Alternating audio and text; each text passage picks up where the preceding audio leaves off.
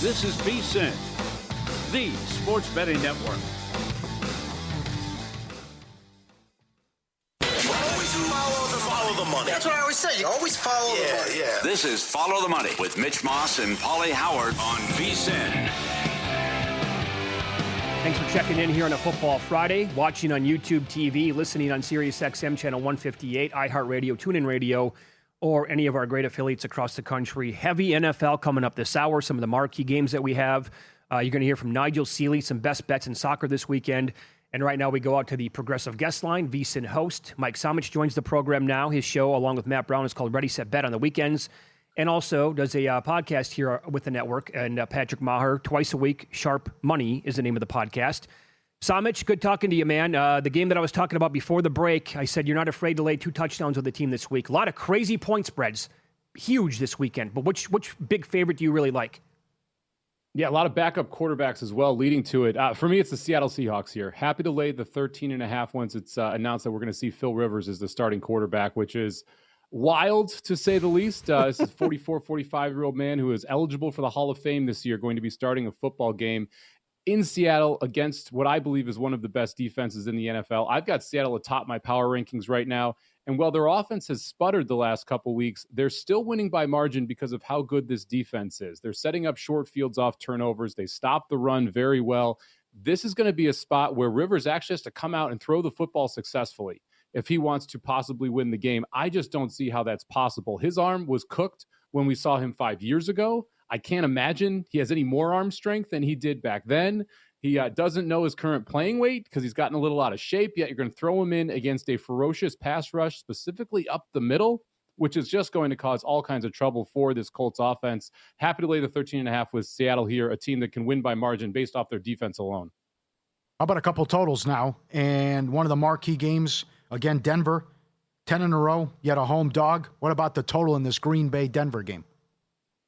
Is there 2 of the elite defenses in the NFL, yet we're on the wrong side of 42 in my mind here. I was expecting a 41.5, 41 type of total in this game, and I get it. The Green Bay offense has big plays that they're capable of making, and this Denver offense is at least versatile in the amount of wide receivers they can get the ball into. But I don't love the way Bo Nix has played. He's going to face heavy pressure in this game. The Green Bay defense has been good stopping the run. On the other side, you've got a Green Bay offense that really relies on big plays. It's something that Denver is able to shut down fairly well. They also should be able to pressure Jordan Love with their 2 elite edge rushers. This just plays out like a defensive game on both sides. Also a little worried about Green Bay looking ahead to Chicago here. This is a tough spot for the Packers. They played in Detroit on Thanksgiving. Then they came home. They took on the Bears. Now they've got to go to Denver, and then they've got Chicago on deck. In the grand scheme of things, this game doesn't mean that much to the Green Bay Packers. It means a lot more here to the Denver Broncos, who are trying to essentially push forward to that number 1 AFC seed. Next week's game against the Bears is the one that's important for them. I think both of the defenses have success in this spot. I'll go under 43 in the Denver-Green Bay game. All right. How about an over? Shanahan and the Niners off the bye. It was a great running game by Tennessee last week and scoring a lot of points. You expect points in this one. Walk us through Tennessee-San Francisco total. Another one I'm surprised we're on the wrong side of 45 here. I thought this was going to be around 46, 46.5. We're just hanging out at 44.5 here. We talked about this team in San Francisco being an over team once they lost Bosa at the edge. They lost their number 1 linebacker. This is a defense that's just not very good right now, bottom 8 in the NFL. I don't trust the Titans to be able to put up a ton of points, but I think they're able to have enough success, specifically if Ward has time back there, which he should against a very bad San Francisco pass rush. You flip it to the other side. This is as healthy as the 49ers have been on the offensive side of the football all year long. We've got Pearsall, who's back. He's going to be much better off the bye. You've got Kittle. You've got McCaffrey, Purdy back in there. This is a spot where San Francisco has the opportunity to put up somewhere in the mid-30s. And this is a Titans team that's going to be forced to throw the football down the stretch in this game. I think they have the opportunity to put up 17, 21 points here. I think this number is still a couple points too short. So I like the over quite a bit here, 44.5 in the Titans and the 49ers. Okay. Are you surprised that Baltimore not only favored here, but took a little bit of money this week as well? Who knows? Maybe it had to do with Joe Burrow's comments about the future. But I'm looking at a couple of different shops here in Las Vegas. It's 3 now, Mike. Westgate, South Point, each have 3 here on Baltimore. Are you surprised by that? I am. This is one we talked a lot about on Sharp Money yesterday. And I like the Bengals side here. I would bet them at 2.5. I am holding out to see if I can get a flat 3 here at some point, because a couple books, you mentioned it, a couple in Vegas there, a couple in a far away place have gone to 3. It feels like that's going to be the move here. I don't understand the love for the Ravens still. I struggled being able to try and figure out how to power rate them before last week, before that Steelers game. It kept me off the Steelers. I very much regret that. I had the Bengals against the Ravens. I don't see how when we flip home field, we're just expecting this to be a better version of the Baltimore Ravens. Feels like too much prior being taken into account here. This still is not a good defense from Baltimore. Even with the health that they have gotten, they have not really improved metrically on the defensive side of the ball. And I don't know how anyone can watch the offense for Baltimore and tell me that Lamar Jackson is anywhere close to healthy. Yep. It's going to come out after the season that he's been dealing with 3-4 injuries. We've seen the knee, we've seen the ankle, we've seen the hammy. All of these different things have been ailing him. When you look at him trying to escape the pocket, when you look at him trying to extend plays, he is just not the same Lamar Jackson that we have seen the last couple seasons. The market doesn't know how to rate him. I've downgraded this offense pretty significantly the last 2 weeks because of where I believe Lamar is playing at the current value. Flip to the other side, I get the Burrow comments. People don't love it. He's going to be out there. He's going to be playing. And once they snap the football, he's going to be giving his all to try and make sure this Cincinnati team can keep that slim hope of winning the division still alive here. I think the Bengals able to get it done. I like him on the money line. I'm waiting for a 3 here, though. I want to see if I can get that flat 3 before I put the Cincinnati side into my account. I was surprised what I watched Monday night with Herbert taking off, but you have a good angle here on what you want to do with the quarterbacks in the Kansas City game. Doesn't it feel like both these guys are just going to run a bunch? You look at these offensive lines, they both stink. They're not good at all. And you've got a Chiefs team that is top 10 in blitz rate. So you're going to see a Chiefs offense try and heat Herbert up. He is going to get out at least 3 or 4 times in this game, be able to scramble, be able to use his legs. He was over 60 yards on Monday night. His rushing prop sitting at 24.5. That is just drastically too low in my mind. You flip it over to the other side, and you look at what Patrick Mahomes has done over the last 3 to 4 weeks, and when games are absolutely critical for the Kansas City Chiefs to win, he uses his legs. And again, bad offensive line. You have a good rush from the edges of the Los Angeles Chargers. Another situation where I think Mahomes is going to be forced to extend plays with his legs. I think both of these quarterbacks go over their rushing props. So I'll take over 24.5 for Herbert, over 21.5 for Mahomes. And then I'm going to pair them together, and I'm going to push it up just a little bit here. If you take Herbert, 30-plus rush yards, Mahomes, 25-plus rush yards, you parlay them together, you get 4-1. That is a wild price in my mind for two of the quarterbacks that could possibly lead their team in rushing in this game. I love that angle. By the way, I'm also, as you were talking, I'm looking for most rushing yards in this game. I like it. Right? Yep. Because there still might be I a had time Mahomes last week. That was painful. Oh, man. But so I love that angle. And there's an angle where they're going to split carries again in the Chargers backfield. Maybe the leading rusher, not named Patrick Mahomes, as a running back, has like 35 yards. Great breakdown. Love the analysis. And I think that's something I'm going to have to add for it as well. Yeah, you've got two backfields that are going to split the props there. And when you look at, or split the running attempts, if you look at, I'm seeing if we can have it now. It's not listed yet for leading rusher. Last week, Mahomes was 45-1 to lead the game in rushing. Oh. And unfortunately, I don't remember who they were playing, but last week, the other running back from the other team was able to end up number one in the game, and Mahomes ended up being second. But I wouldn't be shocked if either of these quarterbacks lead their team. The question is, which one do you want to bet in that most rushing yards in the game market? Okay. You like Stroud this week? Texans laying 9.5 against Arizona? Yeah, look, this is a really interesting spot because I hear a lot of people talking about Woody Marks props, and I get it. But Woody Marks is banged up, and Chubb is banged up. And what most people don't realize, this Houston team actually has a higher pass over expectation rate than the league average. So they're throwing the football more than you would expect in non-throwing situations. This is an Arizona Cardinals defense that cannot stop the pass. We saw the Rams absolutely light them up last week.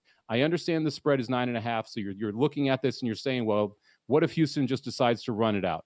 I don't think that's going to be the strategy here. I think this is a Houston team that's aggressive throwing the football, and it's a Cardinals team that can't rush the passer. That's going to give C.J. Stroud time to throw, time to take shots down the field. If you look at his EPA, he is an elite passer when he has time to throw. This number is way too low for me. Sitting at 226.5 passing yards, I think he's going to fly over this. I played up to 250 on him. This is a very good spot for C.J. Stroud, even though it looks like it's not a situation you're going to throw the football a lot in the blowout. I like Robinson a lot. You're going against Washington's 30th ranked defense, but you're finding another way to attack it from a Giants wide receiver. Yeah, look, give me Slayton in this spot. He's sitting at 35.5 receiving yards. I think that's way too low against a very bad Commanders defense. We've seen Slayton get shots down the field. To me, he is the one who's going to get more of the big play possibility here. That means his upside significantly higher, especially if you're looking at a ladder here. So I'll take Slayton over 35.5, and then I'll go to 60-plus yards at plus 250 as well. I think this is the best same-game parlay game of the week. If you're looking to find like a bomber same-game parlay, this is the 32nd and 31st ranked defenses since week 9. These are two very bad defenses. You've got McLaurin in there. I like Singletary to get a run inside the red zone. I think his touchdown price at 125 is pretty nice there. I like Slayton quite a bit. You can look at Dart rushing yards. I think this game's going to have a lot of offense. Hey, Mike, awesome spot as always. Love having you on every single Friday. Thanks for the time. Best of luck this weekend, okay? You got it. Good luck this weekend, boys. There you go. Mike Somich, host of Ready, Set, Bet with Matt Brown on the weekends here on VSiN, and also twice a week with Sharp Money podcast. Get it wherever you get them. He does it with Patrick Maher. Okay. Yeah, I absolutely love the angle with Mahomes and Herbert there. How can you not? Yeah. Paul, if that was a primetime game, you'd be doing backflips for it. Yeah, you know it. I know. Yeah. It's going to be great. It's a solid case, and I think we could see a ton of field goals, too. Check out Bet365 for that stuff. Yeah, I get those. Someone that's 3-4 on their own, like the last game. They probably let you climb the ladder with just for the game, not the individual kicker on either side. More games coming up next. All right, we have two teams at home this weekend, as Pauly mentioned earlier, 10-plus wins. But our dogs, I'll give you one guess how this situation is done over the years. Tell you coming up here on VSiN.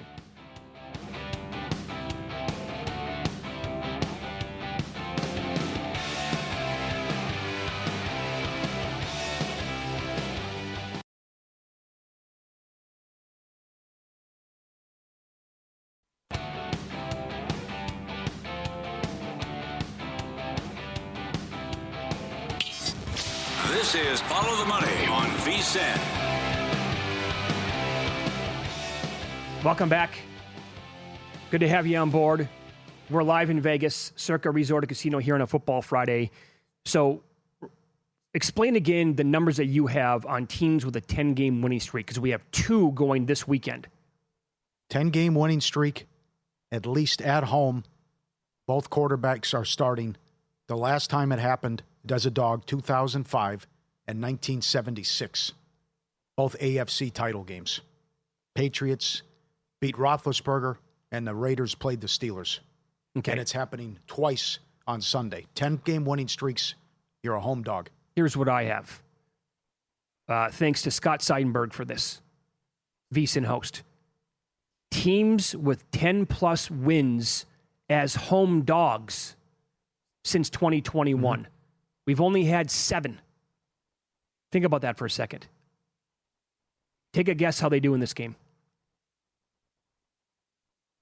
It's either great or it's horrible. It's one or the other. I'm going to say bad. 1-6 straight up. Didn't think it was that bad. I wonder if there's been injuries as a result of that. How many times the guy was knocked out.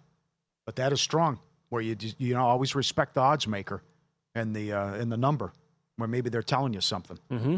I don't buy into the Bills yet, and issues that they have defensively. Lost the first meeting, Vrabel off the bye, all of it. Patriots win the division with a win, and certainly Green Bay's power ratings through the roof as well. And I agree with Somich. You can't love the spot either.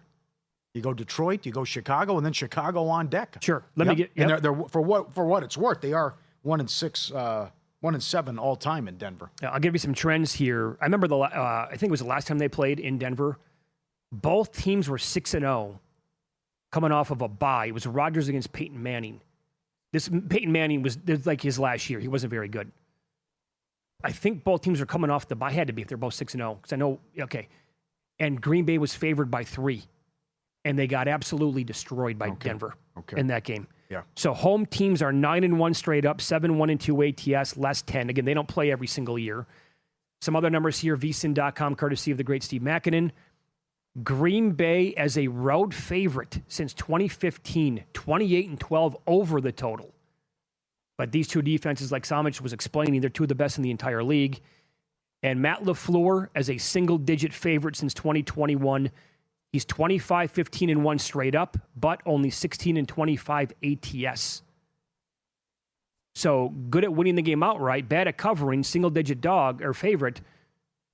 Can we get a Green Bay win by 1 or 2 points? Seems possible, right? Possible, unlikely, but possible. This goes hand in hand too. How well Love plays this time of year and what LaFleur has done with the 21-4 run straight up in December. How good he's been, but again, the no respect for Knicks and this Denver team. That the Raider game was the first time they played without trailing. Think about that.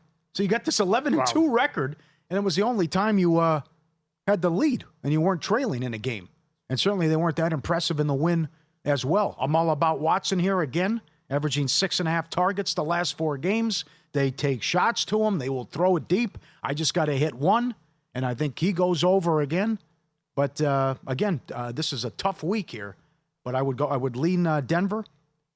I would have to go against the trend with Mackin in the under, and the same disrespect for the Patriots. I like the under as well. Yep, this is all tied into the MVP and all this. Are you going to hedge? Did you hedge? I have not hedged yet because I think maybe I should, because there's an angle here. If Drake May loses the game, it's going to get away. It doesn't matter how good he is in a loss. These numbers move big time after wins and losses. We see that with the coach of the year. Yep. If they lose to Buffalo, that's a horrible situation for me. However, if they beat Buffalo, and I think the Lions are absolutely game against the Rams on Sunday, although Stafford should absolutely cook all game long here. Mm-hmm. I just think with a win, maybe May can catch Stafford and bring Stafford's price closer to even money, and at that point, maybe hedge. Also, I could get barbecued with that strategy. There is this in the Lions-Rams game with McVay. Plenty of numbers on this game as well. McVay, overall, officially here, 23-7 straight up, 24-6 ATS in December. Yep. That goes back to 2018. Yep, another coach who's money at this time. Yep. Teams that score 45 or more points in the prior game, like the Rams did, are 23-15 straight up, but 11-27 ATS at home, favored by 3 or more since 2012. Also, they scored that many points. The Lions scored 44 on Thursday night against Dallas. Mm-hmm. But this is a high total again. Look at that, 54.5 or 55. Well, I mean, the last game was incredible. All the points scored, and you still had 8-9 field goals. Yeah. What happened?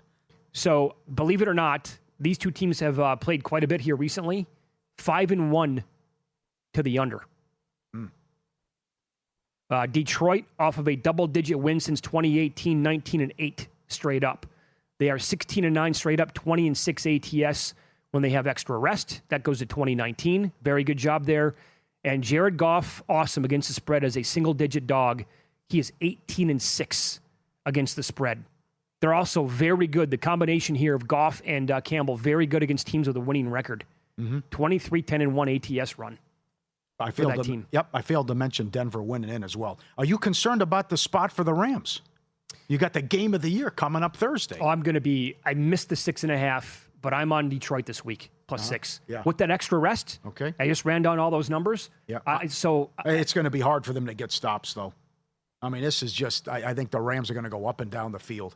Dallas was doing that, but too many field goals. And I thought Schottenheimer went conservative at times, but then again, he's got the best kicker in NFL history, what he had. But it's just, and even Lamb went out left that game too. So I just think the MVP is going to cook here, and Detroit's not going to have a lot of answers defensively. Well, so what's the better play with the total here? Because if I think the Lions are going to be able to match the Rams, maybe the Lions team total would be worth a play then, over, or do you just go game over? Because again, unless Matthew Stafford goes out there and has another game against the Lions like he did against the Panthers. But here's the thing, they were absolutely shredding Carolina in that game. Yeah, that was a fluke. Yeah, those turnovers were a fluke. Imagine, Paul, I think this game's going to we're going to get a ton of touchdowns. This is going to be like last night. But the problem is, like Gibbs has scored like 2 touchdowns, or even somebody like Devontae Adams. And by the way, after Blake Corum did it last week, now his numbers are all shot too. Big plays all over the place and a lot of playmakers. The one concern would be maybe you have some long drives that chew some clock, maybe. But the other thing is, look what happened last night. It comes out, 4 or 5 minute drive. I punt from midfield. You're pinned. You take it back to midfield. You punt. Next thing you know, there's only 5 minutes left in the first quarter. That's right. And by the way, still, totally sloppy field. Terrible field. No doubt about it. But this is, I can't make the case for the under here. I just think there's too much firepower and a bad Detroit defense. And still, you think with St. Brown back, Goff will get his as well, and with Gibbs. Yeah, also, how does Detroit slow down Puka Nacua? Like, that's not happening unless the kid gets hurt. I don't think they'll stop anything. I don't think so. I mean, I think this is... Where's the pressure? No pressure. All day to throw. What happened to the pass rush? I keep going back to that Giant game. They didn't sack Winston until the final play on 4th down and overtime. All day, picking them apart. Guys wide open. I know you got injuries, but you got to coach it up better. Yeah, we just can't have the Rams slip up in this game. Figure the Seahawks are going to get probably a very comfortable win on Sunday going against, I can't even believe we're having the conversation. Phillip Rivers and the Colts, the way it looks, possibly anyway. So we need both these teams to win so we get that showdown for all the marbles pretty much next Thursday then. That means everything to the NFC. If the Rams win that game, forget about it, shut it down. They're going to be the 1 seed. Yep, they showed it last night. Yep. Great job to get the inside track on the 1 seed and the percentages. But if Seattle wins, that changes everything then. Now you're talking about teams probably going to have to go to the Pacific Northwest to play that defense. And this is big because I got Rams up the wazoo for future bets. I was surprised Sam is so strong. When he's a favorite of 6 points or more, he's 11-0 straight up, and he's 9-2 ATS. I was shocked by that. Okay, so here Sam Darnold. Sam Darnold, yes. So here's what I'm looking to do. I want to put in a round robin this week. It's tricky to find here in Las Vegas, but I want to do only one defensive special teams touchdown from the Seahawks, Jacksonville, and Oregon. And I want a round robin. Good.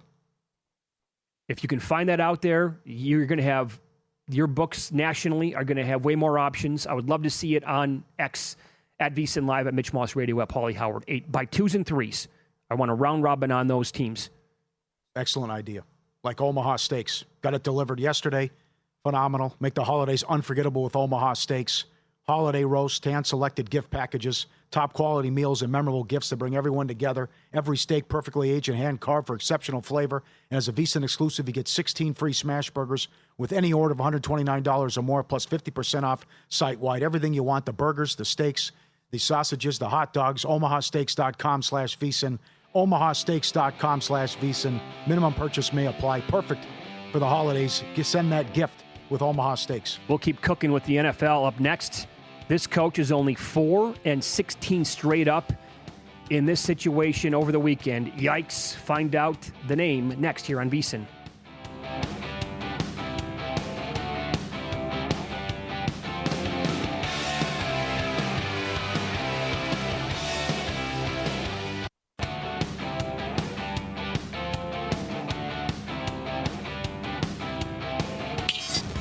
This is Follow the Money on VSiN. Bit to more games in the NFL coming up. Tweets, messages at VSiN Live, at Mitch Moss Radio, at Pauly Howard. This is from Lance. He laddered Mike Evans last night. Great job out of him. His props were stupidly low. Great odds on him. He laddered Pitts because of what you were saying on the show yesterday and the game potentially getting off the rails.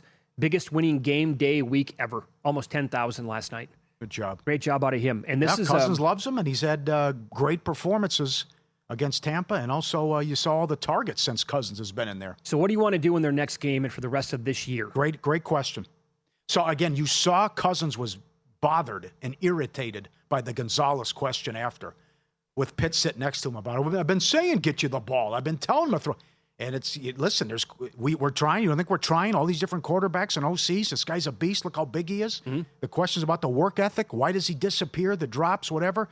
People making fun of him. Top 5 draft pick, 2 for 26, usually the average every single game. I think the agent got in his ear and said, you got to get busy living or get busy dying. Yeah. And you got to make, it's time to get paid with the contract up and you're on national TV. Yeah. I mean, there was a good tweet from a guy who covers the league saying they might have to franchise him now. Give him like $16 million. I could see it. And so if the hot streak continues, then, I mean, books are clearly going to adjust. It was 57.5 last night. Well, bye-bye to that number. That's going to be much higher moving forward. But this is great from Ian. He ran all the numbers. So Pitts, when you go back, he had 9 games in his rookie season with 60-plus yards.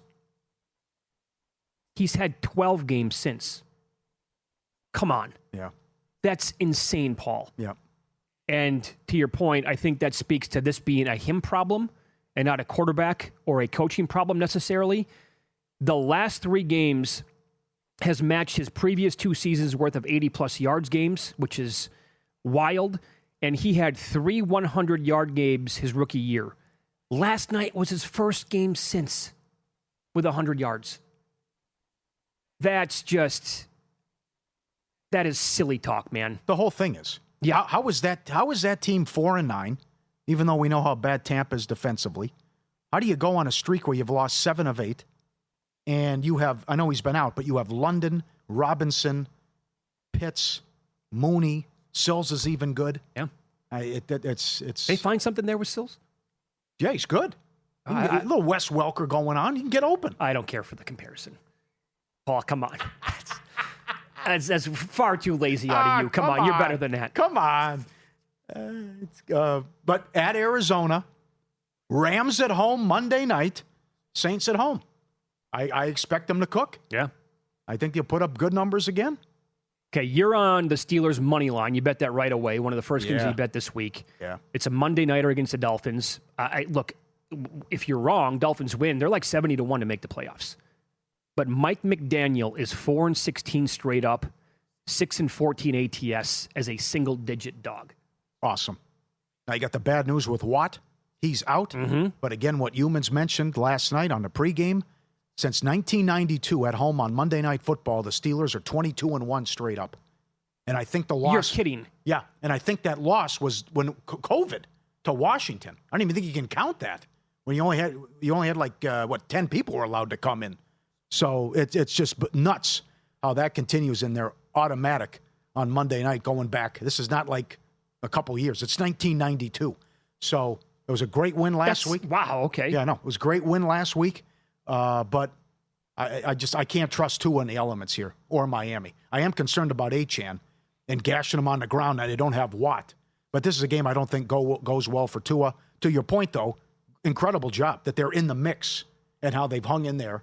And the win against the Bills and finding a way. Did it last year as well. Yeah, right. You know, they play Cincinnati at home as another game you could get coming up as well. They're not going to make it just because of the tiebreakers, and I don't think they're going to run the table. But the fact that we're thinking about, could this guy even survive this after he was the favorite before the season to be fired, and the guy could last the whole season. Maybe they bring him back if they can get to 8 or 9 wins. Yep. To your point about Tua, probably not trusting him in this game.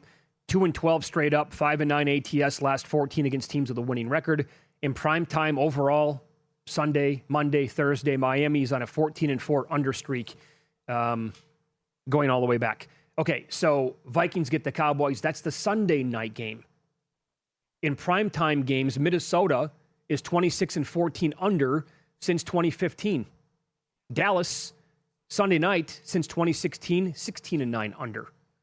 But how does J.J. McCarthy in this offense not look at least semi-decent against a Dallas football team that has allowed the 10th most catches to wide receivers, the most yards, and the most touchdowns at 22? Like, McCarthy has to look semi-decent in this game, does he not? Yeah.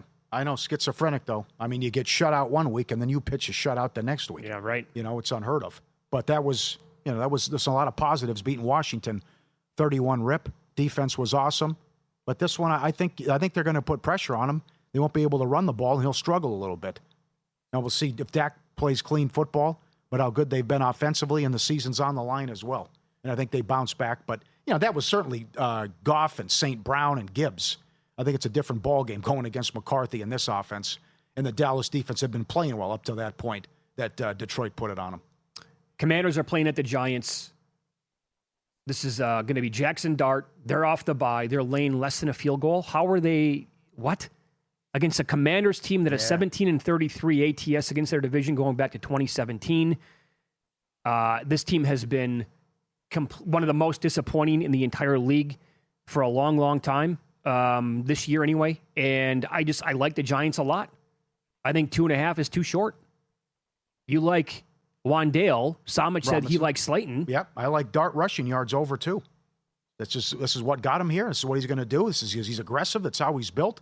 He's taken off. He's going to run. And this Washington defense is horrendous. They did show that fight on that Sunday night game against Denver, but they're 1-7 ATS last 8. I don't know what that was last week. Let's be done with Daniels. Let's see him next year. Put him in a garage. That's enough. And a money quote from my Giant source who's been in locker rooms for over 30 years. A prominent member of the Mara family doesn't even look or acknowledge the general manager. Not good. So you also have this angle, right? Like, they have their franchise quarterback. Uh-huh. What's the point of this team not putting out the proper players for the rest of the year to try to get like the number 1 overall pick? And it's also an interim coach who's probably going to do whatever he can to see if he can keep the job. Or maybe get another job down the road. Mm-hmm. Well, it's not a good draft class. You have your quarterback. I think it's ridiculous you're seeing Mendoza to the Browns in these mocks. Let's give Sanders an opportunity, number 1. I mean, we're going to do this again? You just took all these guys in the draft. Right. But you have your quarterback, and look what they did last year. They went out and screwed things up when they beat the Colts with Drew Lock. Yeah. So I think it's all about you're broken defensively. You've already let the DC go. But let's continue to get some confidence in this guy, get the fan base jacked up, and let's get some wins and move the ball. And I saw Cousin Sal talked about it as well. We go back to the Sixers and all that, but it's just you got to start to like the Jets and the Giants. Let's win some games here. Yeah. We got to get some young players and young stars, some positivity. Don't lose for the draft pick and improve the position, which who knows what's going to happen with those picks anyways. The Giants are actually my favorite bet on the board this weekend. All right, there in you the go. NFL. Now, which team loses the money line parlay? Because it is a tricky week, all these big spreads, right? Eagles against the Raiders. And here's the deal. They're all at home. Jacksonville against the Jets. Houston against the Cardinals. The Niners against the Titans, or the Seahawks against the Colts. We have 5 games with a spread of 9.5 or higher. I don't think anyone blows it up. I think everyone will survive, and Survivor as well. And I like how you put the odds on it. I just can't see it. When I looked earlier today, that 5-team money line parlay was approximately minus 110 here at Circa. Yeah. I was looking at other books. It was like $1.37, $1.40. I'm like, okay, it's only going to get worse than that. I was hoping to get a little bit of plus money, but because then you have to have 5 things actually happen. We've had upsets lately, but you're getting backup quarterbacks, the worst teams in the league. The Raiders have a better option, though. Pickett is better than Smith. I actually think that might be the team that screws it up. And you don't have Lane Johnson, and you're down another offensive lineman. So maybe Crosby wrecks it. Hurts is a turnover machine. Boo Birds are out early. And maybe Purdy's a nightmare. Maybe that's what happens. Maybe we get a 3-pick game out of Purdy. Well, against your worst team in the league? Yeah. Well, yeah, pick. I'm trying to make the case. That's what I'd have to go with. Okay. I would have to rank them with turnovers. But this is nuts with what these point spreads are in a lot of these games. College football playoffs kick off a week from tonight with Bama and Oklahoma. 1. Here at Circa, Bama's laying 1. And we have the great college betting guide that came out. Bet the postseason with confidence. Previews of every game. Insider breakdowns. Best bets, brackets, Makinen's power ratings. Get the guide now, $14.99, or upgrade to VSiN Pro and get the guide included. Full access to the best bets, betting splits, and AI-powered prop tools. 24/7 video on the Watch app. Get your guide now, VSiN.com/CFP.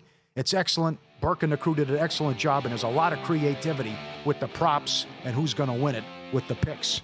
VSiN.com/CFP. Nigel Seeley's best bets in soccer coming up. And I'll expand a little bit on that college betting guide. I can't believe 5 people picked this team to win it all.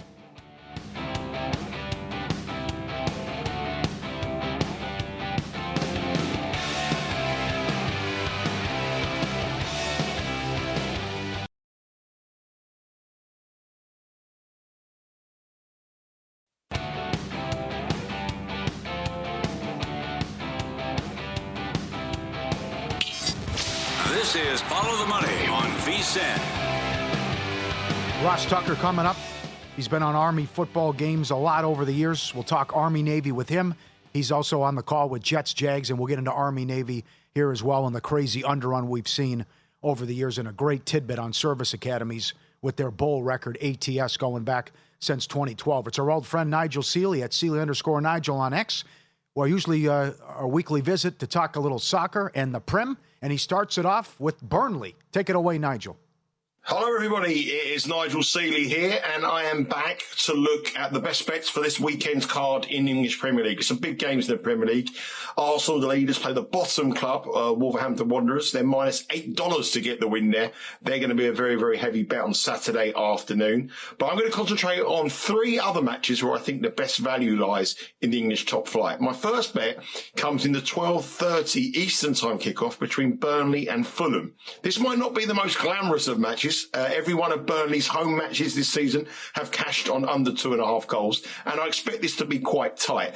But Burnley usually beat the bottom clubs when they're at home. It's when they play the big boys at home at Turf Moor they get beat. They got beat by Arsenal, they got beat by Liverpool. I think they got beat by Chelsea as well. So they usually struggle against the big teams, but do well against the team at the bottom of the table. And I think Fulham here in for a tough afternoon. Fulham looked really poor in the second half against Crystal Palace in their last match. They had the game at the taking, but they looked leggy, and that was on the back of what was an incredible match against Manchester City where Fulham narrowly lost 5-4, and I think they used up a lot of energy in that match. Over the Christmas period, the games in the Premier League come quick, fast and furious, and I think the amount of games is catching up with Fulham a little bit with a small squad. So I'm going to go for Burnley to get something from this match. I don't necessarily think they'll win it on the money line. However, I do think $3 is a big price, but I want to fade Fulham at minus 115, and I think the best way to do that is by betting Burnley on the Asian handicap plus a half. You will get minus 115 for your money on that, and you'll get the draw on side as well. Wouldn't be surprised to see this draw. As I said, Burnley home matches season have all been close, under 2.5 goals in cash in every single one, but that is a lot shorter. That is around at minus 145, 146, but I think Burnley will get something from the match. And remember, Fulham haven't won at Burnley in their last 34 visits. The last time Fulham won at Burnley was in 1951, ironically the same year that Pauly Howard was born. Anyway, let's move on to our second match that I've got a view on, and that is on Sunday. It's the match between Brentford and Leeds, and it's the match at 11:30 Eastern Time, and I fancy goals. This match just screams goals to me. Brentford at home, brilliant. On the road, terrible. Leeds' recent matches, a 3-3 draw against Liverpool, a 3-1 win over Chelsea.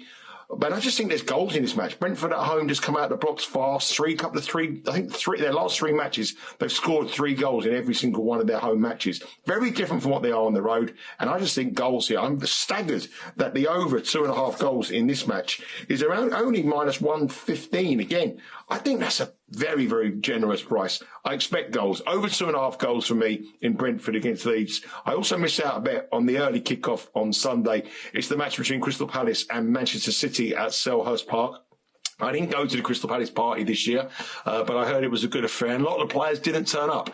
Crystal Palace have had a long couple of months with the amount of matches they're playing in the Premier League, in the cup competitions, and also in European football as well. I think Man City will win this, but the bet I've got to have is I've got to have Haaland to score any time. This match kicks off at 7 a.m. Eastern Time. I think it's 8, 9, 10, 11. No, it's not. It's 9 a.m. Eastern Time. I've got to go for Haaland to score any time. He is an absolute machine, as we know. 34 goals in 26 appearances, 26 games this season, and he's scored in 20 of them. The true odds on Haaland to score any time in his career at Manchester City is minus 150. We can bet him to score at Selhurst Park at minus 134. He's played 4 times previously against Crystal Palace, and he's scored 6 goals. So you're getting 6 goals in 4 appearances. You can bet him at minus 134 to score any time. Boost it up. Haaland to score, Man City to win. Nice same game parlay for you on that as well if you want to do that.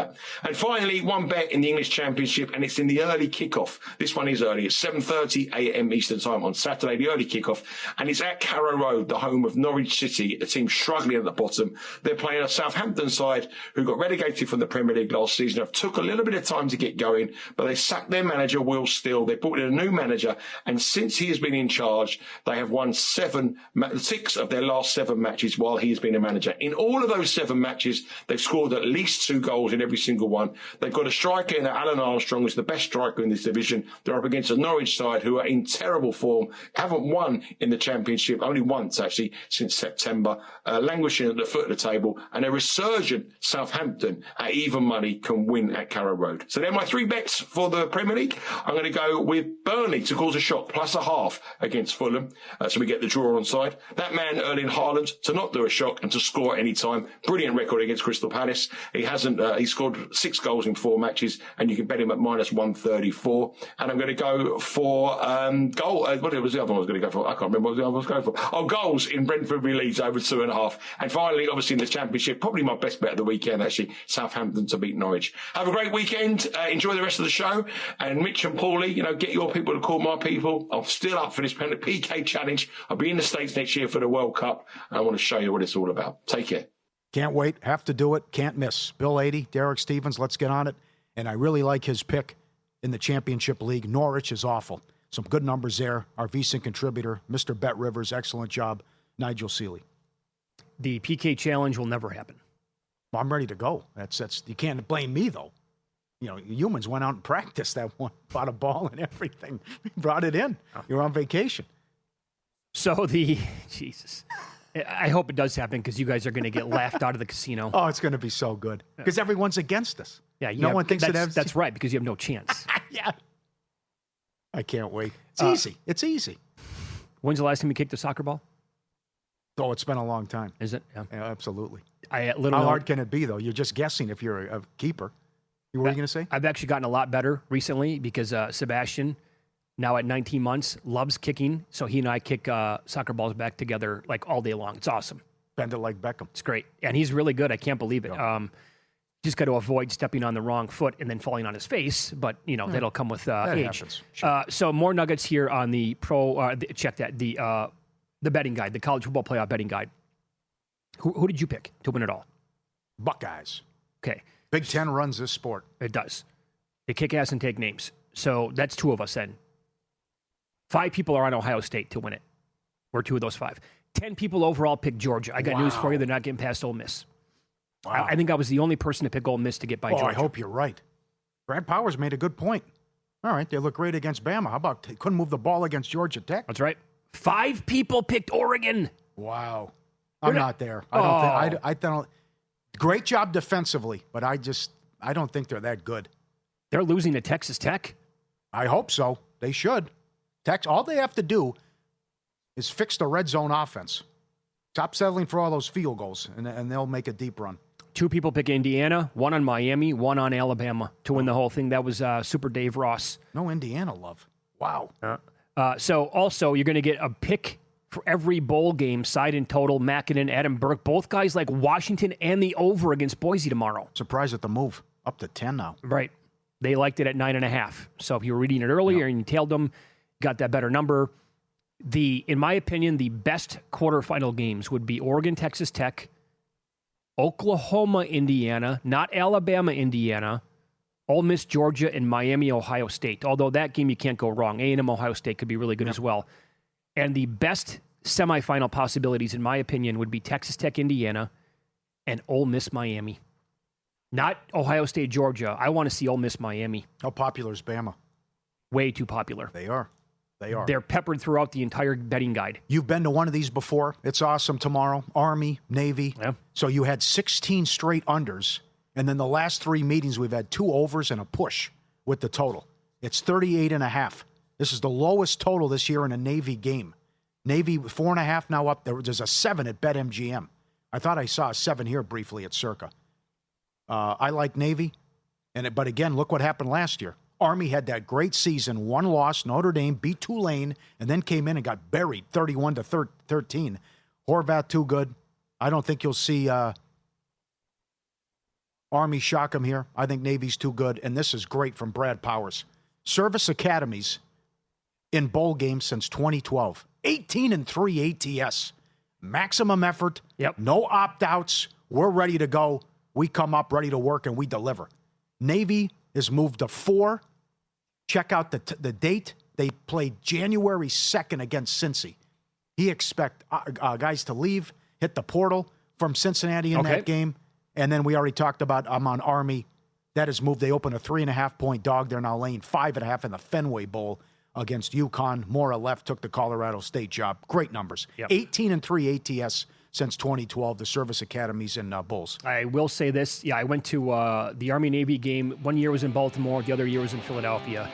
It's one of those things that lives up to the hype. I would recommend it. If you ever have a chance to go, you got to cross it off the list. It's incredible. This is at M&T Stadium, yeah. Yep. Yep. Ross Tucker, next. He has called his share of Army football games over the years. What does he expect in the annual matchup against Navy tomorrow? We'll ask him next here on VSiN.